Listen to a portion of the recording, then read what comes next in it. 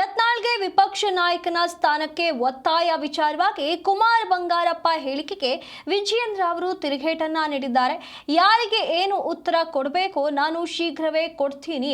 ಪುಕ್ಷಟೆ ಹೇಳಿಕೆ ಕೊಡೋರು ಜಿಲ್ಲಾ ಪಂಚಾಯತ್ ಚುನಾವಣೆಗೆ ಬರಲಿ ಅಂತ ಹೇಳಿರುವಂಥದ್ದು. ಮೊದಲು ಅದರಲ್ಲಿ ನಿಂತು ಗೆದ್ದು ತೋರಿಸ್ಲಿ ಅಂತ ಹೇಳಿ ವಿಜಯೇಂದ್ರ ಅವರು ಈ ರೀತಿಯಾಗಿ ತಿರುಗೇಟನ್ನ ನೀಡಿದ್ದಾರೆ.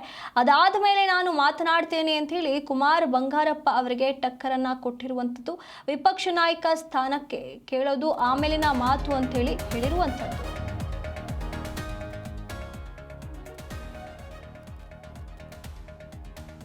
ಯತ್ನಾಳ್ಗೆ ವಿಪಕ್ಷ ನಾಯಕನ ಸ್ಥಾನ ನೀಡಬೇಕು ಅಂತ ಹೇಳಿ ಒತ್ತಾಯ ಮಾಡಿರುವಂತಹ ವಿಚಾರವಾಗಿ ಕುಮಾರ್ ಬಂಗಾರಪ್ಪ ಅವರಿಗೆ ವಿಜಯೇಂದ್ರ ಅವರು ಈ ರೀತಿಯಾಗಿ ತಿರುಗೇಟನ್ನ ನೀಡಿರುವಂಥದ್ದು.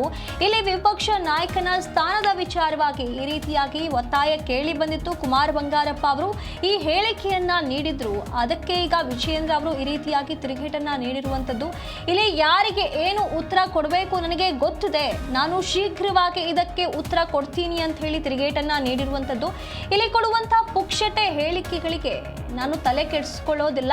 ಅವರು ಹಾಗೆ ಉತ್ತರವನ್ನ ಕೊಡಬೇಕು, ಆ ರೀತಿಯಾಗಿ ಹೇಳಿಕೆಗಳನ್ನ ಕೊಡಬೇಕು ಅಂತಂದ್ರೆ ಜಿಲ್ಲಾ ಪಂಚಾಯತ್ ಚುನಾವಣೆಗೆ ಬರಲಿ ಅಂತ ಹೇಳಿ ಆಹ್ವಾನವನ್ನ ನೀಡಿರುವಂಥದ್ದು. ಮೊದಲು ಅದರಲ್ಲಿ ನಿಂತು ಗೆದ್ದು ಅದಾದ ಮೇಲೆ ಮಾತನಾಡಲಿ. ತಾವು ಈ ಒಂದು ಜಿಲ್ಲಾ ಪಂಚಾಯತ್ ಚುನಾವಣೆಯಲ್ಲಿ ನಿಂತು ಅದರಲ್ಲಿ ಗೆದ್ದ ಬಳಿಕ ತಾವೇನು ಅನ್ನೋದನ್ನ ತೋರಿಸಿಕೊಳ್ಳಲಿ, ಬಿಟ್ರೆ ಇಲ್ಲಿ ಪುಕ್ಷಟೆ ಹೇಳಿಕೆಗಳನ್ನ ಕೊಡೋದು ಬೇಡ ಅನ್ನೋ ರೀತಿಯಲ್ಲಿ ತಿರುಗೇಟನ್ನ ನೀಡಿದ್ದಾರೆ.